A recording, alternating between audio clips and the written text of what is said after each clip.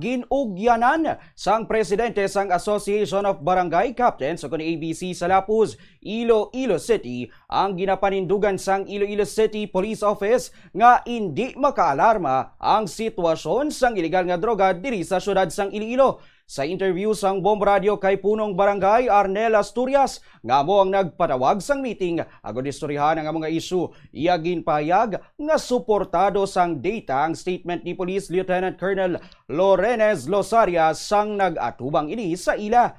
Suro pa kay Asturias, kun lantawon sang nagliligad nga mga tinuig, bayara pagani sang mga dalagko nga mga personalidad nga nagakontrol sa Iloilo pag-abot sa iligal nga droga. Payag pa ni Asturias, nagsiling ang ICPO nga wala na sang ma-identify sa Iloilo subong nga mo ang nagakontrol sa diinman nga areas kun droga ang hambalon.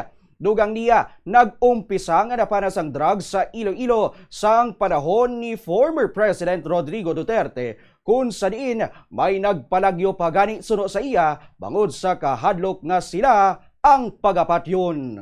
Diri sa aton pasalamat kita wala na, unlike sa mga nagliligad ng mga administrasyon o sa nagliligad ng mga tinuig, may mga identified nga nagakontrol sa Iloilo when it comes sa droga. Di naman malitod sa kabilugan naton, kita tanan halos sa kabalo. Sino ang nagakontrolar sa droga sa una diri sa syudad sa Iloilo? Nabalaan nyo na ako kanil sino, ba't subong siling niya? Wala na. Kay kung tanawatan, nakita nato na panas ni sa timpo ni Digong Duterte na nagpalalagyo ganing iban sinadlok kay pila ka drug personalities diri sa aton ang nagkalamatay. Ang iban nahadlok mapatay nagpalalagyo. May kilala ka nga nagpalagyo? Ang ano? May nakilala ka nga nagpalagyo sang simpo sang una to? Hindi tanan na pagyambal kay bisan sinoda do kabalo man mayara man ta gani kilala kas una nagpalalagyo man subong daw nag spokesman man to sa babaw to sa nagligad.